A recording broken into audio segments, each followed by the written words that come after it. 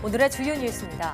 미국 대통령 선거가 120년 만에 최고 투표율을 기록한 가운데 개표 결과를 놓고 소송전이 이어지는 등 혼란이 가중되고 있습니다.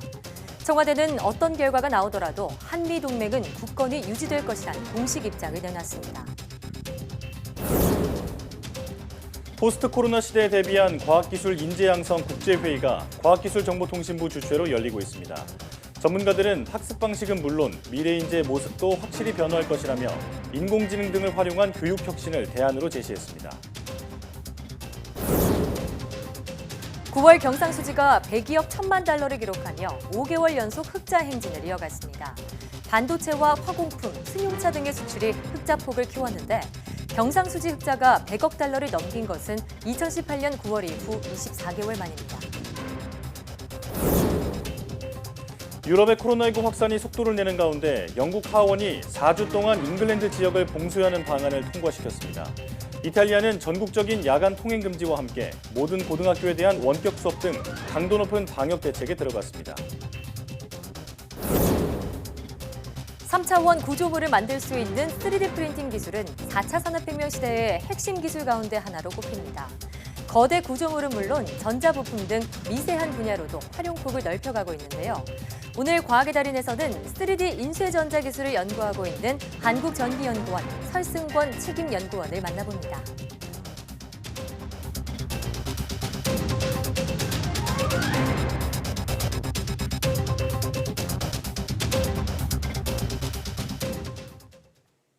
여러분 안녕하십니까? 사이언스 투데이입니다. 청와대는 미국 대선 결과와 관계없이 굳건한 한미동맹을 유지할 것이란 공식 입장을 밝혔습니다. 강민석 청와대 대변인은 미 대선 결과가 어떻게 나오든 우리 정부는 굳건한 한미동맹을 계속 유지할 것은 물론 더욱 발전시켜 나가기 위한 협력을 계속할 것이라고 말했습니다. 또 새로 들어설 미국 정부와 한반도 비핵화 및 평화체제 달성을 위해서도 적극적으로 협력해 나갈 것이라고 덧붙였습니다. 그러면서 어느 정부와도 한미 양국 간 협력해온 전통에 따라 긴밀히 소통할 것이라고 강조했습니다. 콜센터 집단 감염에 무더기로 확진자가 나온 충남을 제외하고 사회적 거리두기 1단계가 유지될 것으로 보입니다. 중앙재난안전대책본부는 현재 수도권 외의 충남 지역만 확진자가 늘었다며 오는 7일부터 새롭게 적용되는 거리두기 체계에서도 충남을 빼면 고민이 없는 상황이라고 밝혔습니다. 거리두기 격상 여부는 일주일 환자 평균이 100명을 넘어갈 때 검토하게 되는데 충남 천안 아산의 경우 지자체에서 자체적으로 1.5단계로 올리는 방안을 결정했다고 전했습니다. 수도권 상황과 관련해서는 3주 정도 증가 양상을 보인다며 이런 추세라면 국내 발생 두 자릿수 목표를 달성하지 못할 수 있다고 우려했습니다. 코로나19 확진자가 방문한 고 이건희 삼성그룹 회장의 빈소에 조문을 갔던 재계 총수들이 현재까지 모두 음성 판정을 받았습니다. 최태원 SK그룹 회장은 코로나19 음성 판정을 통보받고 정상적으로 업무를 보고 있는 것으로 알려졌습니다. 또 검사 뒤 자택 대기 중이던 박용만 대한상해 회장도 음성 판정을 받았습니다. 손경식 한국경영자총협회 회장도 음성 판정을 받고 기존 일정을 소화하고 있습니다. 정의선 현대차그룹 회장과 조현준 효성그룹 회장은 검사를 받은 뒤 결과를 기다리고 있습니다. 지난 9월에 수출이 살아나면서 경상수지 흑자 규모가 2년 만에 100억 달러를 넘어섰습니다. 5달 연속 흑자를 기록했는데 한국은행은 올해 경상수지 흑자 목표치 540억 달러를 무난히 달성할 것으로 내다봤습니다. 보도에 이종수 기자입니다. 한국은행은 9월 경상수지가 102억 1천만 달러 흑자를 기록했다고 밝혔습니다. 지난 5월 이후 5달 연속 흑자입니다. 2018년 9월 112억 4천만 달러 이후 24개월 만에 흑자 규모가 100억 달러를 웃돈 겁니다. 이에 따라 올해 1월에서 9월까지 흑자도 434억 달러로 불어나 올해 들어 처음으로 지난해 같은 기간 흑자 규모를 넘어섰습니다. 우선 상품 수출입 차이인 상품 수지 흑자가 지난 9월에는 120억 2천만 달러로 지난해 9월보다 33억 2천만 달러 늘었습니다. 그동안 수출과 수입 모두 1년 전보다 준 이른바 불황형 흑자였는데 9월에는 수출 498억 5천만 달러, 수입은 378억 3천만 달러로 지난해 9월보다 증가세로 돌아섰습니다. 반도체와 승용차를 중심으로 수출 증가폭이 더 커졌습니다. 서비스 수지는 20억 4천만 달러 적자를 기록했지만 1년 전보다 적자 폭이 2억 2천만 달러 줄었습니다. 특히 여행 수지 적자 규모는 3억 7천만 달러 축소됐습니다.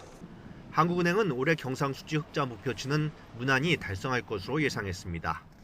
10월 중에도 우리나라의 수출의 개선 흐름이 이어지고 있다. 이렇게 말씀드릴 수 있고 이런 수출 흐름의 개선이 계속된다면 당초 전망치 540억 달러를 상당폭 상회할 가능성이 있고 한은은 코로나19 재확산 등 여전히 리스크가 있지만 좋은 흐름을 이어간다면 지난해 경상수지 흑자 규모 600억 달러에도 근접할 가능성이 있다고 전망했습니다. YTN 이정수입니다. 코로나19로 디지털 사회로의 전환이 더욱 빠르게 진행되면서 교육 환경도 급격한 변화를 맞이하고 있습니다. 학습 방식은 물론이고 시대가 원하는 미래 인재의 모습도 달라지고 있는데요. 변화하는 시대, 교육이 나아가야 할 방향을 찾는 자리에 이혜리 기자가 다녀왔습니다. 학교 수업을 온라인으로 들으며 궁금한 내용은 채팅을 통해 질문합니다. 코로나19로 사상 초유의 온라인 수업이 시행되면서 학생들은 IT 기술을 활용한 전혀 다른 학습 방식을 몸소 체험했습니다. 이전과는 전혀 다른 형태의 세상이 펼쳐질 포스트 코로나 시대. 학습 방식의 변화는 이미 시작됐다고 전문가들은 말합니다.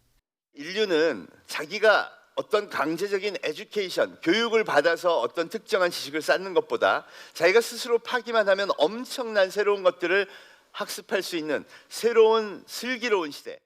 미래 인재의 모습은 완전히 달라집니다. 수동적인 학습이 아니라 다양한 IT 플랫폼을 통해 지식을 확장하고 공유하는 인재가 시대를 이끌어가게 될 것이라는 겁니다. 이 과정에 인공지능과 빅데이터 기술이 큰 역할을 할 것이란 전망도 나왔습니다. We have, 20, 30, 40 children per class. If we have a personal tutor, AI tutor for every child, then that will bring out the best in every child. 그런 만큼 인공지능 기술을 일선 교육 현장에 어떻게 적용할지는 당면 과제로 꼽힙니다. 인공지능과 공존을 할지, 우리가 더 스마트해져서 인공지능을 활용할지, 그 세상을 더 평화롭고 행복하게 할지. 하지만 효과적인 의사소통과 상호작용, 비판적 사고 등 인공지능이 대체할 수 없는 능력을 기르는 것도 무엇보다 중요합니다. 미래 인재상을 제시하고 교육이 앞으로 나아갈 방향을 함께 고민하는 이번 컨퍼런스는 7일까지 계속됩니다. YTN 사이언스 이혜리입니다. 다음 달 3일에 치러질 대학 수학능력시험에서 책상 앞면에 설치된 칸막이를 활용한 부정행위를 막기 위해 시험 감독관이 매 교시 칸막이를 검사합니다. 또 감독관이 수험생 신분을 확인할 때에는 마스크를 잠시 내려 얼굴을 보여줘야 합니다. 교육부 수능관리단은 2차 회의를 열어 이 같은 내용을 담은 수능 부정행위 방지 대책을 발표했습니다. 시험실에 2명씩 배치되는 감독관은 2회 이상 같은 교실을 감독하지 않도록 했고 복도 감독관은 휴대용 금속 탐지기를 지급받아 시험장 반입 금지 물품인 전자기기 소지 여부도 검사합니다. 특히 4교시 선택 과목 시간에는 해당 문제지만 봐야 하며 다른 선택 과목의 문제지를 보거나 동시에 2개 과목 이상의 문제지를 보는 경우는 부정행위로 처리됩니다. 월성 1호기 경제성 평가 조작 의혹 고발 사건을 수사하던 검찰이 정부 세종청사 산업통상자원부와 대구 한국가스공사 본사 그리고 경북 경주 한국수력원자력 본사에 대해 압수수색에 나섰습니다. 대전지방검찰청은 이들 지역에 검사와 수사관을 각각 보내 관련 문서와 컴퓨터 파일 등을 확보하고 있습니다. 앞서 감사원은 2018년 6월 월성 1호기 조기 폐쇄 결정을 둘러싼 핵심 쟁점 중 하나인 경제성에 대해 지나치게 낮게 평가됐다는 감사 결과를 지난달 20일 발표했습니다. 이에 대해 국민의힘은 경제성 평가를 조작하고 조기 폐쇄를 결정했다면서 백운규 전 산업통상자원부 장관과 최희봉 한국가스공사 사장, 정재훈 한국수력원자력 사장 등 12명을 지난달 22일 대전지검에 고발했습니다.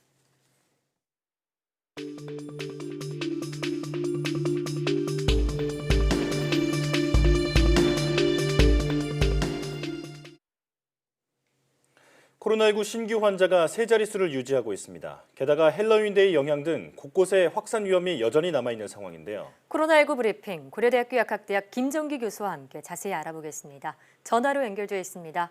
교수님 나와 계십니까? 네, 안녕하세요. 네, 코로나19 지역 발생 환자 수가 또다시 100명을 넘었습니다. 일단 정부는 확진자가 급증한 천안 아산을 제외하고는 거리 두기를 1단계로 유지할 방침인데요. 자, 정부의 이런 조치 우선 어떻게 평가하고 계십니까?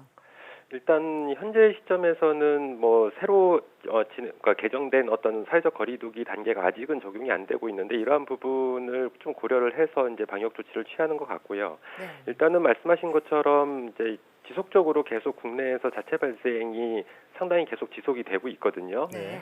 그래서 더군다나 특히 좀 약간 우려스러운 부분은 뭐 요양원이나 요양병원 같은 집단 감염은 여전히 있고요. 더불어서 특이하게 상반기에서는 없었던 학교 내 감염이 계속 발생을 하고 있습니다. 그래서 초등학교, 중학교뿐만 아니라 대학교에서도 이러한 부분들이 발생을 하고 있다 보니까 아무래도 방역 당국은 이 학교 내 감염을 아마 심각하게 고민을 좀 해야 되지 않을까 이렇게 생각을 하고 있습니다. 네.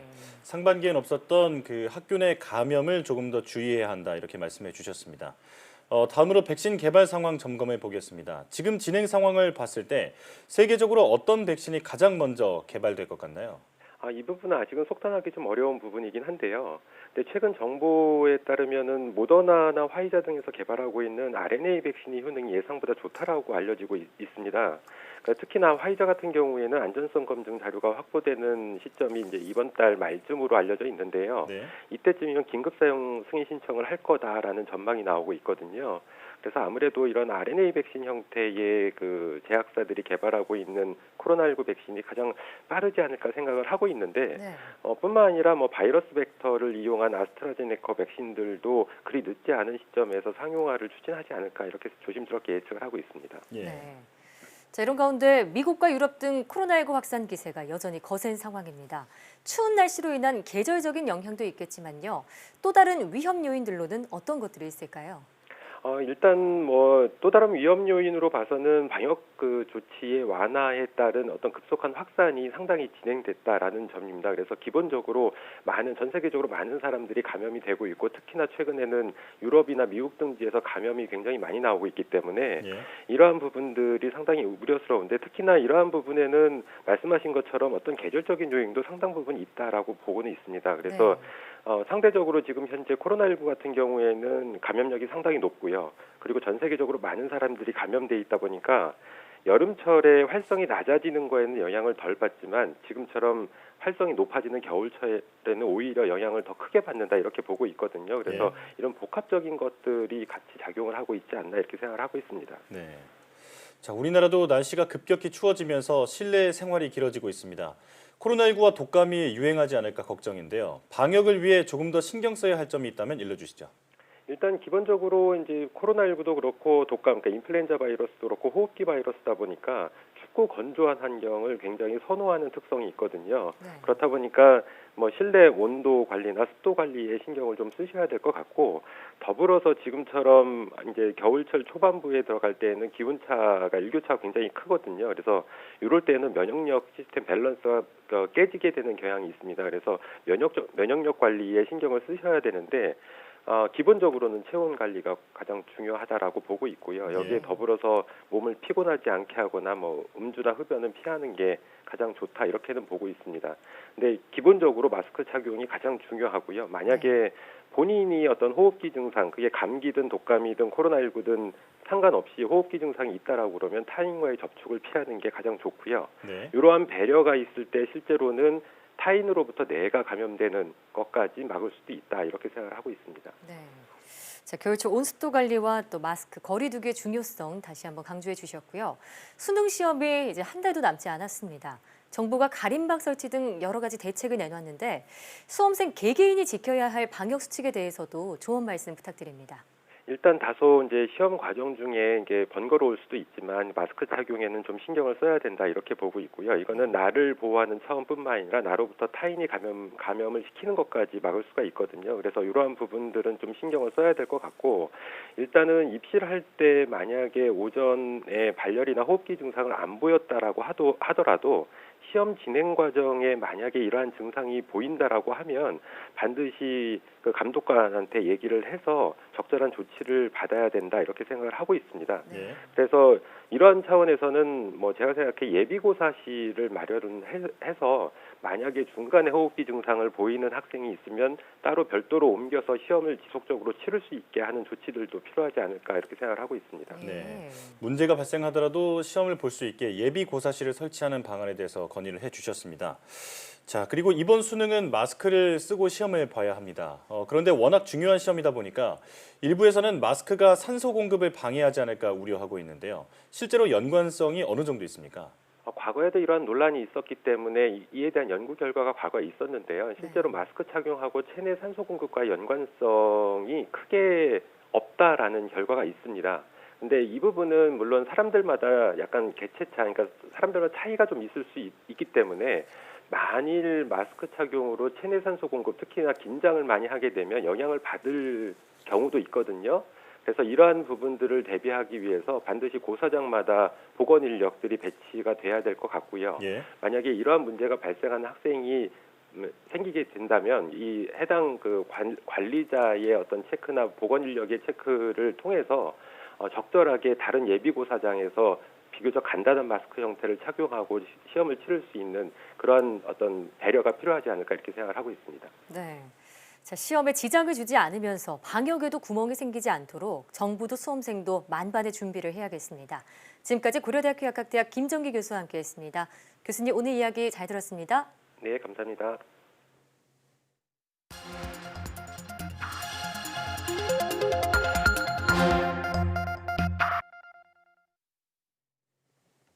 다양한 분야의 과학 이슈를 과학 기자의 시각으로 집중 분석하는 사이언스 취재 파일 시간입니다. 스튜디오에 최소라 기자 나와 있습니다. 어서 오세요.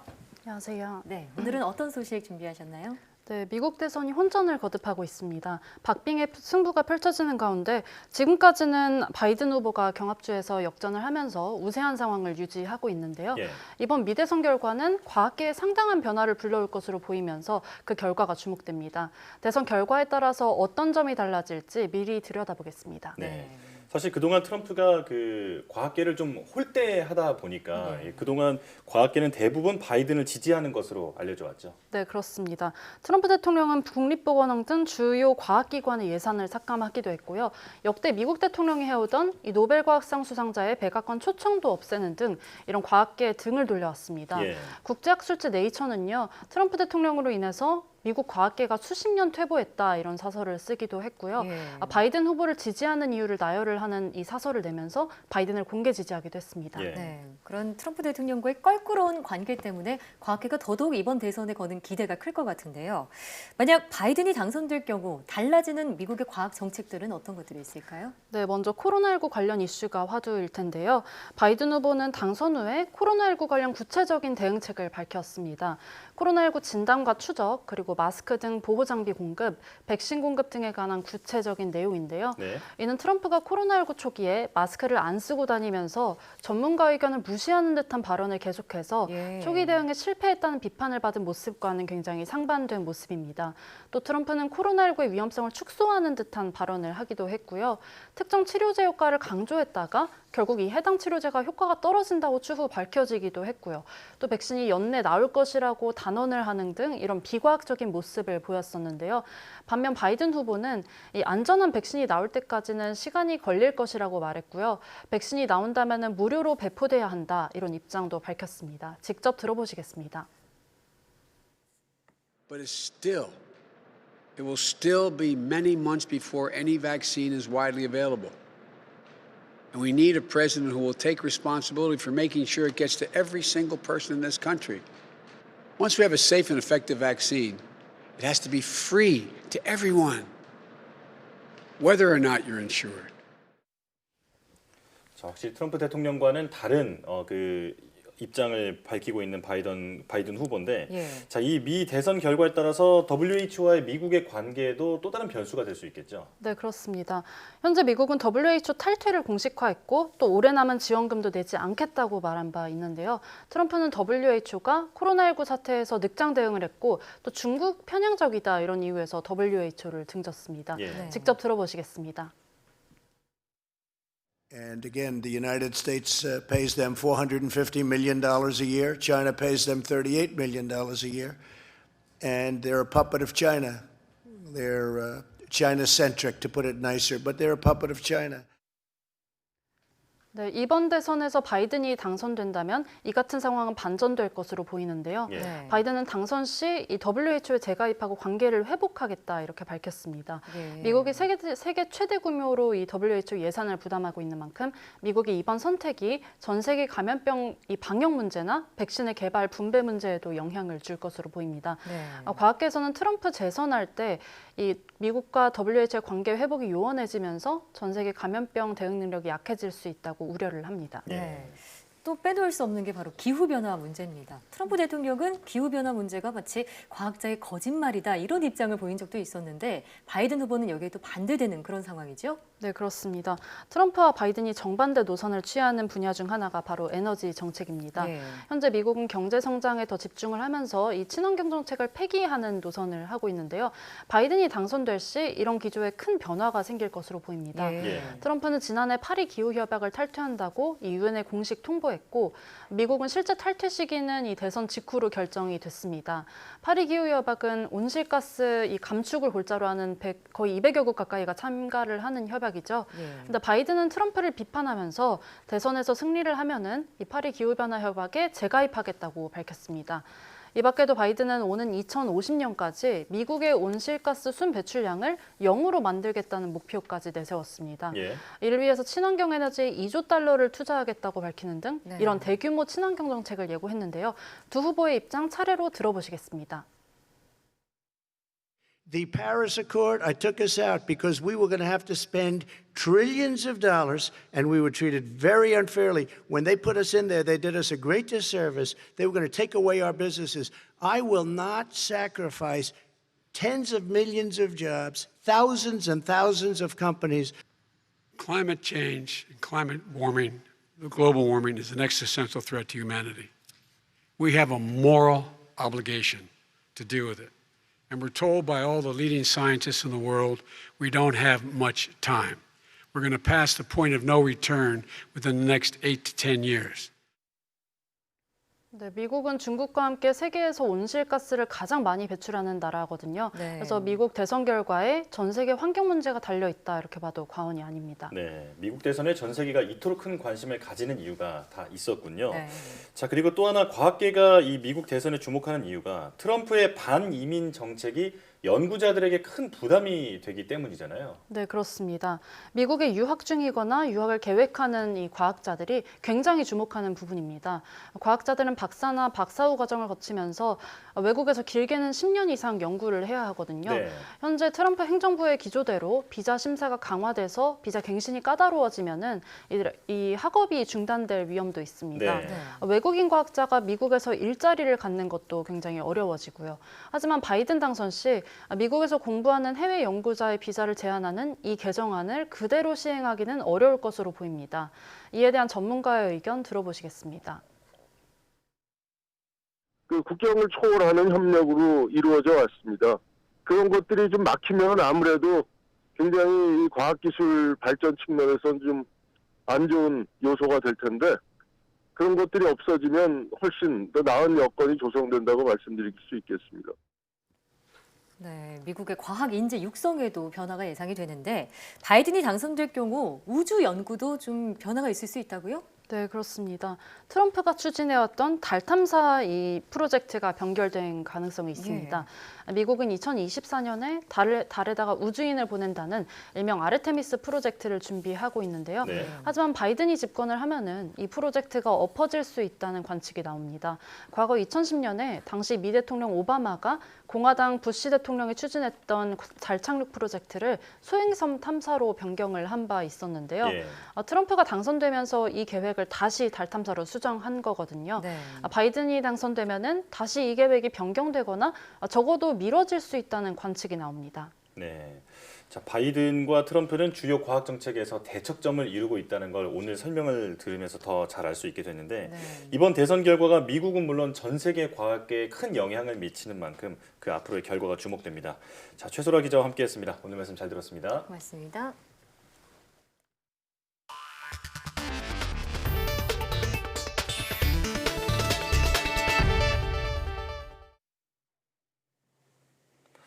북한이 새롭게 금연법을 제정해 공공장소 같은 금지 장소에서 담배를 피우면 처벌받도록 했습니다. 코로나 국면 속에 대중 건강에 대한 관심을 반영한 것으로 보이는데 회의 중에도 곧잘 담배를 피우던 김정은 위원장의 모습이 북한 매체에서 사라질지도 관심입니다. 보도에 황혜경 기자입니다. 북한에서도 흡연은 주요 사회 문제입니다. 흡연에 의한 사망률은 공개되지 않았지만 북한 당국은 담배 광고와 간접 선전을 일체 금지하는 등 규제를 강화해 왔습니다. 또 방송에서는 담배의 해독성에 대한 장편 프로그램까지 편성해 방영하기도 했습니다. 해마다 담배에 의한 사망자 수는 무려 540만 명. 세계는 경악했습니다. 그런데 이번에는 더욱 강화된 새로운 금연법을 채택한 겁니다. 31개 조문으로 구성된 금연법은 담배 생산과 판매, 흡연에 대한 법적 사회적 통제를 강화했는데 극장과 영화관, 버스와 지하철 등 공공장소는 물론이고 어린이 보육기관과 교육기관, 의료시설 등에서도 흡연을 금지한 게 골자입니다. 처벌 조항도 담겼는데 구체적인 내용은 공개되지 않았습니다. 또 대외적으로도 정상국가 면모를 드러내려는 듯 우리의 국회에 해당하는 최고인민회의 상임위원회 전원회의를 통해 법이 제정됐다고 공표하기도 했습니다. 장령을 장군을 부르고 또 인민무력성을 국방성으로 바꾸고 특히 이번에 주민들의 건강권까지 법 제도한 것은 초보적인 법치주의와 함께 정상국가로 나아가겠다는 의미가 담긴 것으로 분석합니다. 특히 이번 금연법은 김정은 위원장이 그간 장소를 가리지 않고 심지어 회의 중에도 담배를 피우는 모습이 공개돼 왔다는 점에서도 주목받고 있습니다. 금연법 제정 이후 각 매체에서 김 위원장이 흡연하는 모습이 사라질지 아니면 이에 개의치 않은 행보를 보임으로써 최고 권력자라는 점을 과시하려 할지 관심이 쏠리고 있습니다. YTN 황혜경입니다. 지난 1월 검사 행세를 하는 전화금융 사기단에 20대 취업준비생이 속아 극단적인 선택을 한 일이 있었는데요. 수사 결과 전북 지역 폭력배가 주축이 돼 중국에 사무실을 차리고 벌인 짓으로 드러났습니다. 경찰이 조직원 90여 명을 붙잡았습니다. 김종호 기자가 보도합니다. 내 아들을 죽인 얼굴 없는 김민수 검사를 잡아달라는 아버지. 지난 2월 청와대 국민청원 게시판에는 20대 취업준비생 아들이 검사 행세를 한 전화금융 사기단에 속아 극단적 선택을 했다는 글이 올라왔습니다. 이 아들을 속인 전화금융 사기단 모습입니다. 중국 칭다오에서 또 다른 피해자와 통화하고 있습니다. 본인한테 나중에 불이익이 갈 수가 있어요. 네, 조심 좀 해주십시오. 저는 이제 홍종택 검사예요. 전북 지역 조직폭력배가 중심이 된 이 조직은 지난 2015년부터 중국 8개 지역에서 전화금융 사기단 사무실을 운영했습니다. 검사 행세를 하거나 금융기관으로 위장하는 전형적인 금융사기 행각을 벌였습니다. 여기에 더해 의심하는 사람들에게는 영상통화를 하자고 해 허위로 만든 검사 사무실과 신분증을 보여주기도 했습니다. 드러난 것만 300여 명이 속아 모두 100억 원을 건넨 거로 조사됐습니다. 피해자의 계좌가 범죄 사건의 대포 통장으로 이용되었다며 송금을 유도하거나 금융기관을 사칭하면서 저금리로 대안대출을 해주겠다면서 송금을 유도하는 수법으로 경찰은 조직원 가운데 93명을 붙잡아 26명을 구속하고 실제로 20대 취업준비생에게 김민수 검사라며 전화를 건 조직원을 추적하고 있습니다. YTN 김종호입니다. 고병원성 조류 인플루엔자 AI가 발생한 영국산 가금류와 가금육 수입이 금지됐습니다. 농림축산식품부는 영국 북서부 채셔주 농장에서 AI가 발생해 영국산 닭과 오리 등 가금류와 닭고기와 오리고기 등 가금육에 대한 수입을 금지한다고 밝혔습니다. 농식품부는 최근 독일, 러시아, 영국 등에서 고병원성 AI가 확진되는 등 세계 여러 지역에서 질병 발생이 증가함에 따라 살아있는 가금과 조류에 대한 바이러스 검사 등 수입 검역을 강화했습니다. 영국 하원이 코로나19 봉쇄 조치를 승인했습니다. 이에 따라 잉글랜드 지역은 5일부터 다음 달 2일까지 봉쇄 조치가 적용됩니다. 현지 시각 4일 영국 하원은 찬성 516표, 반대 38표로 코로나19 봉쇄 조치안을 통과시켰습니다. 제1야당인 노동당이 당론으로 찬성 의사를 표시한 만큼 반대표는 봉쇄 조치가 경제에 미치는 영향을 우려한 보수당 의원들이 대부분인 것으로 추정됩니다. 하원 승인에 따라 5일부터 12월 2일까지 잉글랜드 전역의 비필수 업종 가게나 펍, 식당 등의 영업이 중단됩니다. 다만 포장과 배달은 가능합니다. 지난 3월 도입된 제1봉쇄 조치와 달리 학교와 대학 등은 문을 열 예정입니다. 또 다른 가구 구성원 중 1명과 만나는 것도 허용됩니다. 코로나19 2차 유행에 직면한 이탈리아에서 전국적인 야간 통행 금지 등 한층 강도 높은 제한 조처가 시행됩니다. 이탈리아 주세페 콘테 총리는 현지 시각 4일 이 같은 내용의 추가 방역 대책안에 서명했습니다. 이에 따라 현지 시각 5일부터 매일 밤 10시에서 다음날 오전 5시까지 전국적인 통행 금지가 시행됩니다. 또 전국 모든 고등학교 수업이 원격으로 전환되고 버스와 지하철 등 대중교통도 정원의 50%까지만 탈 수 있습니다. 전국의 박물관과 미술관도 폐쇄되고 휴일에는 쇼핑센터도 문을 닫습니다. 코로나19 확산에 따라 일본에서 마스크를 쓰지 않은 승객에 대해서는 운전사가 택시 승차를 거부할 수 있게 됐습니다. 일본 국토교통성은 택시 운전사가 마스크를 쓰지 않은 경우 승객에게 사유를 물은 뒤 정당한 이유 없이 착용을 거부하는 경우엔 승차를 거절할 수 있도록 하는 내용의 운송 약관을 인가했습니다. 다만 건강 문제 등으로 마스크 착용이 곤란한 경우 등 정당한 이유가 있거나 운전사가 마스크를 착용하지 않아도 괜찮다고 인정하는 경우는 예외로 했습니다. 국토교통성은 도쿄 내 10개 택시 사업자가 신청한 이런 내용의 약관 변경을 인가했으며 다른 지역으로도 확대할 것으로 보인다고 아사히 신문은 전했습니다.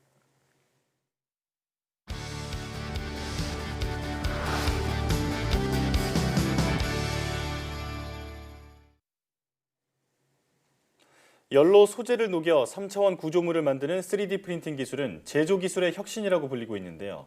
이제는 큰 구조물뿐만 아니라 세밀한 전자 부품까지 만들 수 있는 3D 프린팅 기술이 개발됐다고 합니다. 네, 오늘 과학의 달인에서는 3D 인쇄전자 기술에 매진하는 분을 만나봅니다. 한국전기연구원 나노융합연구센터 설승권 책임연구원과 함께합니다. 어서 오세요. 네, 안녕하세요. 네, 반갑습니다. 네. 자, 3D 프린팅 기술을 21세기의 연금술이다 이렇게도 부르더라고요. 정말 못 만드는 게 없잖아요. 네. 제조업이나 의료, IT 분야 등에서도 다방면으로 활용이 되고 있는데 네, 그렇습니다. 자, 그런데 이제 3D 프린팅으로 전자 부품까지 만들 수 있다고요? 네, 그 영화 아이언맨을 보면은 AI가 로봇을 이용해 완전한 기능을 갖는 아이언맨 수트를 만들어냅니다. 네. 기존의 3D 프린팅 기술로는 아이언맨 수트의 골격, 즉 껍데기 정도를 만들 수 있는데요. 그렇죠. 실제로 3D 프린팅으로 만든 수트를 영화 촬영에도 사용했다고 하더라고요. 네. 하지만 완벽한 기능을 갖춘 아이언맨 수트를 만들려면 수트의 골격 내부에 회로와 센서, 배터리 등 전자부품을 그려 넣어야 합니다. 예. 이러한 것들을 실현하기 위해서 연구, 개발되어지고 있는 분야가 3D 인쇄 전자 기술입니다. 예. 자, 그러니까 제품의 골격은 물론 그 안에 있는 전자 부품까지도 한 번에 일체화할 수 있는 기술이다 이렇게 말씀을 해주셨는데 이게 어떻게 가능한 건가요? 네, 그것은 3D 프린팅 기술과 나노 기술의 융합을 통해 가능해집니다. 예. 3D 프린터로 골격을 만들면서 전자회로, 센서 등을 구성하는 기능성 소재를 함께 그려 넣으면 되는 것인데요. 네. 3D 프린팅 기술이 가능한 기능성 소재들은 나노 기술을 통해 만들어지고요. 그러니까 예를 들어 좀 설명을 드리면 예. 스마트 컨택트 렌즈를 만드는 것으로 좀 말씀드릴 수 있겠습니다. 예. 스마트 컨택트 렌즈를 제조하기 위해서는 곡면 형태의 렌즈 위에 전기가 잘 통하는 회로가 얇게 그려져야 하거든요. 예. 만약 3D 프린팅 기술을 이용해 사람이 육안으로 쉽게 구분할 수 없는 7마이크로미터 이하의 굵기로 회로를 만든다면 투명한 스마트 컨택트 렌즈를 구현할 수 있는 것입니다. 예. 즉 3D 인쇄전자 기술로 원하는 모양을 형성할 수 있고 예. 이렇게 울퉁불퉁한 기판 위에서 안정적으로 모양을 유지할 수 있으면서 네. 기능을 낼 수 있는 소재가 필요한데요. 네. 저희가 3D 프린팅용 기능성 나노잉크와 이를 이용한 전자회로를 생산할 수 있는 프린팅 기술을 개발한 것입니다. 네. 지금 이제 영상에 나오는 예, 지금 나오고 있네요. 그것처럼 이게 이제 지금 유연한 돌아가는 게 뭐죠? 기판에 네. 금속 전극을 이용해서 LED를 켤 수 있도록 만든 것입니다. 저것도 3D 프린팅으로 제작을 한 건가요? 네, 그렇습니다. 네. 그래서 이게 접었다 폈다, 요즘에 이제 폴더블 휴대폰 관심 네. 많잖아요. 네. 그런 어떤 접었다 폈다 하는 전자 제품의 기기에 활용될 수 있게 됩니다. 네, 그렇군요. 그러니까 저 네. 불빛이 나는 저 LED 전구라고 부르면 될까요? 저 부분은? 예, 저 전구를 켤 네. 수 있도록 하는 회로를 만드는 것입니다. 예. 네. 그러니까 저게 3D 프린팅을 만들고 나서 그 위에 따로 붙인 게 아니라 한 번에 저렇게 제작이 돼서 나온다 이런 네, 말씀인 그렇습니다. 거죠. 네. 예, 그러니까 자 기존 3D 프린팅 방식과 다르게 이 3D 인쇄 전자 기술은 전기까지 통하게 한다 이렇게 네네. 이해하면 좀 쉬울 것 같은데, 네. 자 그러면 기존 프린팅과 비교해서 어떤 부분이 가장 장점이라고 볼 수 있을까요? 네. 기존 3D 프린팅은 하나의 프린터로 다양한 소재를 프린팅하는 것이 좀 어려웠습니다. 예. 하지만 3D 인쇄 전자 기술에 활용되는 잉크 기반 3D 프린팅 기술은 기존 방식과 달리 원하는 기능을 갖는 소재를 혼합하여 잉크를 만들면 되기 때문에 다양한 소재에 적용할 수가 있습니다. 예. 그래서 구리, 은, 전도성 구분자, 그래핀 등 다양한 소재를 잉크할 수 있고요. 예. 또 다음으로는 인쇄 해상도에서도 좀 차이가 있습니다. 예. 그러니까 저희가 개발한 프린팅 기술의 인쇄 해상도는 기존 프린터보다 약 적어도 한 100배 정도 높은 해상도를 갖는다는 것이 장점입니다. 그렇군요. 네. 획기적인 그 어떤 진일보다 이렇게 말할 수 있을 것 같은데, 네. 자 다양한 소재를 활용해서 3D 프린트용 그 잉크를 만들고 또 잉크를 활용해서 정교한 3차원 구조물이 탄생한다. 네, 이렇게 정리를 할 수 있겠습니다. 네. 자 그렇다면 그 실제로 프린팅이 되는 그 방식에 대해서 궁금하거든요. 설명해 예. 주시죠. 그러니까 저희 잉크를 기반으로 한 방식엔 두 가지가 있는데요. 첫 번째는 전도성, 자성 혹은 광전 특성을 갖는 소재를 나노 입자화해서 용하게 분산시켜 잉크를 만드는 것입니다. 네. 이 경우 기능성 나노 입자들이 잉크 상태에서 서로 엉키거나 들러붙지 않게 하는 것이 되게 중요하고요. 예. 그래야 잉크가 노즐을 통과할 때 토출될 때에 노즐에 막힘이 없이 인쇄가 가능하게 됩니다. 예. 두 번째는 전기화학적 반응을 이용하는 것입니다. 네. 이 방식들은 오래전부터 반지나 장신구를 만들 때 금속을 코팅하는 것으로 주로 사용해 왔습니다. 네. 이 방식들을 금속 3D 프린팅에 적용할 수 있도록 저희가 만들었고요. 이 경우 잉크는 나노 입자가 아닌 금속 이온을 포함하기 때문에 네. 노즐의 막힘 염려 없이 프린팅을 할 수가 있습니다. 예. 이 기법을 이용하면 기존 금속 3D 프린터로는 제작하기 어려운 고전도성의 아주 미세한 패턴 혹은 3차원 구조물을 네. 제작할 수 있게 됩니다. 그렇군요. 네. 그러니까 이 프린팅에 활용이 되는 잉크가 그냥 잉크가 아니라 전도성, 그러니까 전기도 통하고 자성도 갖고 있고 빛이 날 수도 있는 그런 잉크다 이런 말씀이신 맞습니다. 거죠? 네. 정말 들을수록 더 신기한데 이 3D 인쇄 전자 기술 앞으로 또 어떤 분야에서 활용이 될 수 있을까요? 네.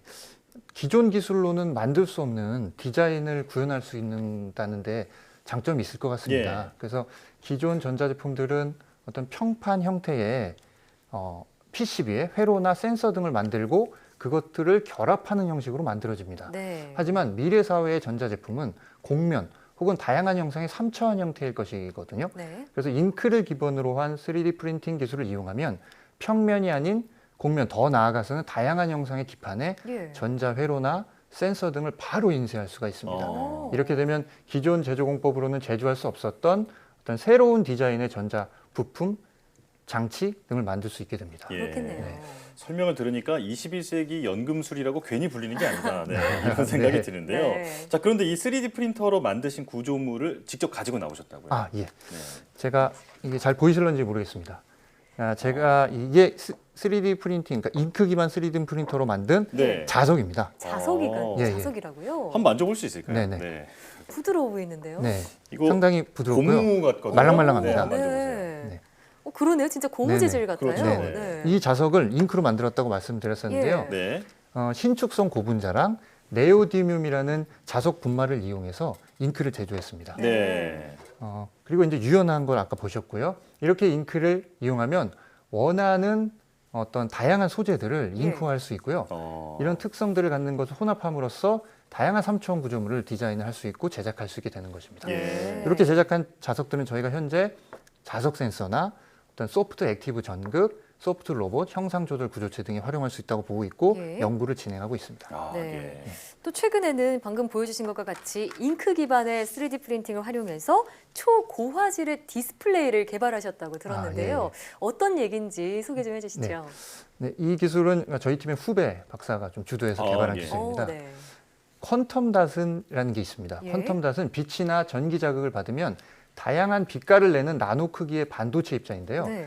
색순도와 안정성이 높아 TV나 스마트폰, 태블릿 등 다양한 전자제품의 디스플레이용 발광 소재로 활용되고 있습니다. 예. 예. 현재 디스플레이 제조 방식은 퀀텀 닷을 패널에 얇게 도포하는 방식으로 네. 그러니까 화소, 이제 픽셀로 알고 계신데요. 네. 화소를 제작하고 있는데요. 흔히 해상도가 높다는 말은 한 화면 안에 화소수가 많다는 것을 의미합니다. 예. 그런데 화소수가 고밀도로 많이 모이게 되면 그만큼 이제 화소의 크기가 작아지게 되죠. 예. 화소의 크기가 작아지게 되면 문제는 사용되는 퀀텀 닷의 수가 줄어들게 됩니다. 네. 그래서 화소의 수를 그러니까 화소의 수를 늘리면서 예. 해상도를 높이고 밝게 만드는 것. 이것이 기술 개발의 핵심이라고 할 수 있겠습니다. 그렇군요. 그렇군요. 자, 그러니까 해상도를 높이려면 화소의 크기를 줄여서 더 좁은 공간에 많이 모아야 하는데 맞습니다. 이제 그러다 보면 빛의 밝기가 떨어지기 때문에 이 해상도를 높이면서도 선명한 화면을 구현하는 게 굉장히 어려웠다 이 말씀이시잖아요. 네네. 자, 그런데 이걸 3D 프린팅이 해결을 해냈다는 건데 어떻게 활용이 되는 건가요? 저희 연구팀은 이제 화소를 얇은 막이 아닌 3차원 구조로 제작하면 높은 해상도에 필요한 밝기의 빛을 확보할 수 있겠다는 점에서 착안하여 연구를 시작했습니다. 예. 그래서 앞서 설명한 잉크 기반 3D 프린팅 기술을 활용해서 폭이 620나노미터, 높이가 1만 나노미터의 기둥을 만들었고요. 네. 그런 화소를 제작하는 데 성공했습니다. 그 결과 디스플레이는 같은 해상도에서 기존 대비 2배 이상 밝아지는 효과를 얻을 수 있었습니다. 밝기 문제를 해결했군요. 자, 이 해상도가 높아진 것에 대한 설명을 듣다 보니까 이제 갑자기 좀 궁금한 게 생겼는데요. 네. 그 혹시 전력 소모도 좀 줄이는 그 성과도 있었나요? 저희가 이제 그런 것들은 좀 더 체크해 봐야겠지만 상당히 효과가 있을 것으로 예측하고 있습니다. 그렇군요. 네. 자, 이래서 8K OLED TV보다 거의 50배 이상 해상도가 높다 이런 결과도 나왔다고 하는데 네. 정말 이 3D 프린터로 만든 이 초고화질의 디스플레이 개발 이야기 들어봤고요. 이 3D 인쇄 전자 기술 앞으로 더 어떻게 발전이 돼 나갈까요? 네, 3D 인쇄 전자 기술은 3D 프린팅을 이용해 완전한 전자 부품을 제조하는, 즉 만들고자 하는 제품의 골격과 전자 회로, 센서 등을 일체해서 한 번에 제조하는 기술이라고 말씀드렸었습니다. 네. 현재 이런 기술들이 활용되고 있거나 검토되고 있는 시장은 전자제품, 로봇, 자동차, 건축 등 상당히 다양합니다. 네. 예를 들어 로봇을 만들 때 로봇 표면에 회로나 센서 등을 바로 그려넣는 것이죠. 자동차의 경우도 마찬가지입니다. 차체에 센서, 전장 이런 것들을 바로 그려넣게 되면 소형화, 경량화, 그다음에 디자인의 다양성을 확보하게 되고요. 이것이 3D 인쇄전자 기술이 가진 어떤 제조기술에서 활용될 수 있는 가장 큰 장점이라고 할 수 있겠습니다. 그렇군요. 네. 자, 그 설명을 들어봤는데 갑자기 또 이제 오늘 말씀 듣다 보니까 너무 재밌어서 궁금한 게 많아요. 네. 네네. 지금 오늘 설명해 주신 그 3D 프린팅 기술 굉장히 혁신적이라는 생각이 많이 들거든요. 네네. 자, 이게 하루빨리 좀 상용화가 됐으면 좋겠는데 지금 일단 이 기술을 개발하시면서 최대한 상용화가 좀 어떻게 보면 가장 일찍 만나볼 수 있는 분야가 있다면 몇 가지 좀 소개를 해주시죠. 일단 휴대용 전자기기 네. 등이 좋을 것 같습니다. 그런 쪽에 활용될 수 있고요. 그다음에 기존에 이제 앞에서 제가 말씀드렸던 어떤 PCB, PCB와 같은 것들을 제작함에 있어서도 활용될 수가 있습니다. 그렇게 되면 공정의 단순화 이런 것들을 확보할 수 있고요. 그러면 아까 말씀드린 것처럼 가벼워지고 값싸게 저렴하게 이제 제작 구조물 어떤 전자제품들을 제작할 수가 있습니다. 네. 그리고 어떤 5년 이내, 제가 뭐 짧게 말씀드리면 5년 이내에 어떤 휴머노이드 로봇이라든지 또 개인 맞춤형 의료기기, 앞에 웨어러블 전자기기는 제가 말씀드린 것 같고요. 초경량 스마트 부품 등 다양한 분야에서 적용되어서 어떤 시장이 형성될 것으로 기대를 받고 있습니다. 그렇군요. 이게 3D 인쇄전자 세계 시장이 좀 예측되는 걸 좀 말씀드리면요. 2025년까지 1,000억 달러 시장을 형성할 수 있는 잠재력이 있다고 전문가들로 평가를 받고 있습니다. 2025년이면 얼마 안 남았잖아요. 그렇죠. 얼마 안 남았습니다. 그래서 저는 이런 3D 인쇄전자 기술이 다양한 분야에서 핵심 제조 기술이 될 것이라고 생각을 하고 이제 열심히 연구에 매진을 하고 있습니다. 네, 정말 첨단 산업을 한 단계 더 발전시킬 수 있는 어떤 주춧돌이 되는 기술이다 이런 생각이 드는데 자, 앞으로도 미래 핵심 기술로 다양한 분야에서 활용되길 기대해 보겠습니다. 자, 그렇다면 연구원님의 앞으로의 계획이 궁금하거든요. 예, 저희 연구팀은 어떤 지금까지 해왔던 것처럼 3D 프린팅 기술의 완성도를 높이기 위해서 소재, 3D 프린팅 공정, 그리고 3D 프린터를 동시에 개발하는 3D 인쇄전자 기술 분야의 토탈 솔루션을 확립하고자 합니다. 현재 저희는 AI 로봇 기술 등을 저희 3D 프린팅 기술과 접목하는 것을 목표로 연구를 진행하고 있고요. 네. 그 첫 단계로서 로봇 기술이 접목된 융복합형 3D 프린터를 개발 중에 있습니다. 그러니까 로봇이 프린팅을 하는 겁니다. 예. 그래서 앞으로 3D 인쇄전자 기술을 통해서 국내 제조업의 기술 혁신과 신시장 창출은 물론 해당 분야, 제조업 분야의 국가기술 경쟁력 강화에 기여하고 싶고 기여하기 위해서 열심히 연구를 할 생각입니다. 예. 사실 3D 프린팅 기술과 디스플레이 산업의 만남이 지금은 좀 생소한 분야잖아요. 네. 하지만 머지않아서 우리가 3D 프린팅으로 만든 전자제품을 사러 가는 날도 곧 오겠다 이런 생각도 드는데요. 네, 기대하셔도 좋을 것 같습니다. 네, 기대해 보겠습니다. 또 우리나라가 이 분야에서 정말 세계를 선도하는 그런 기술력을 갖게 되기를 또 바랍니다. 네, 감사합니다. 지금까지 한국전기연구원 설승권 책임연구원과 함께했습니다. 오늘 나와주셔서 고맙습니다. 네, 감사합니다.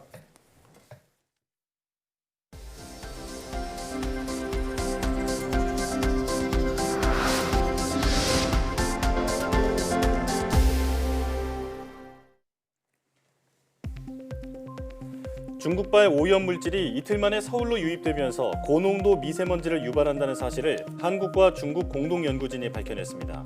한국과학기술연구원과 중국과학원 공동연구팀은 고해상 실시간 측정 분석기를 이용해 미세먼지에 영향을 주는 오염물질이 중국에서 이동해 오는 것으로 확인했으며 중금속인 납도 유입된다는 사실을 실시간으로 분석했다고 밝혔습니다. 연구팀은 미세먼지가 동아시아 전체의 문제인 만큼 문제 해결을 위해서 국제 협력 연구가 필요하다고 덧붙였습니다. 국내 연구팀이 깨지기 쉬운 액정 화면을 부드럽게 터치해 다양한 작업을 할 수 있는 인공 손가락을 개발했습니다. 카이스트 오일권 교수 연구팀은 유연한 소재의 화합물을 이용해 스마트폰 액정 위에서 정교하게 작동하는 인공 손가락을 개발하고 이를 통해 전자피아노를 연주하는 데 성공했다고 밝혔습니다. 연구팀은 이 인공 손가락이 책 넘기기와 화면 스크롤도 무리 없이 할 수 있다며 저전압에서도 빠르게 작동이 가능하다고 덧붙였습니다. 지붕에 바르면 한낮에 건물 온도를 8.8도까지 낮춰주는 페인트가 개발됐습니다. 고려대학교 신소재공학부 이헌 교수팀은 세라믹 입자와 고분자 화합물을 이용해 태양빛을 96% 튕겨내고 열 에너지를 93.5%까지 방출하는 흰색 페인트를 개발했다고 밝혔습니다. 연구팀은 우산과 모형 집에 페인트를 바르고 오전 10시부터 오후 1시까지 햇빛 아래 둔 결과 표면 온도가 평균 5.5도, 최고 8.8도 떨어졌다며 일반 흰색 페인트보다 냉각 효과가 1.4배 이상 컸다고 말했습니다. 공상과학 콘텐츠를 통해 미래사회를 만나볼 수 있는 미래과학축제 SF 2020이 6일부터 15일까지 온라인과 오프라인으로 열립니다. 인공지능을 주제로 하는 올해 SF 2020에서는 인공지능을 소재로 한 영화 9편이 야외 자동차 극장에서 상영될 예정입니다. 또 온라인에서는 10명의 과학자와 공상과학 작가가 참여해 인공지능 로봇과 외계 생명체에 관한 토론을 벌입니다. SF 2020 프로그램 내용과 참여 방법 등은 공식 누리집 등을 통해 확인할 수 있습니다.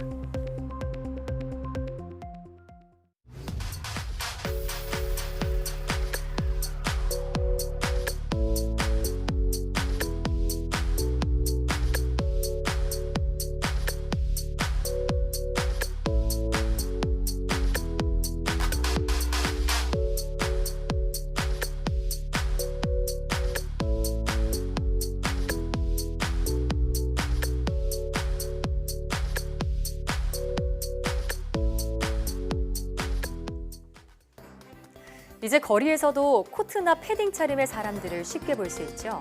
이렇게 날이 추워지고 건조해지면 바이러스가 활성화되고 더 멀리 확산할 수 있어 주의해야 합니다. 네, 다가오는 겨울이 코로나19와 싸우는 마지막 겨울이 될 수 있도록 실내에서도 방역 수칙을 철저히 지켜야겠습니다. 사이언스 투데이 여기서 마칩니다. 함께해 주신 여러분 고맙습니다.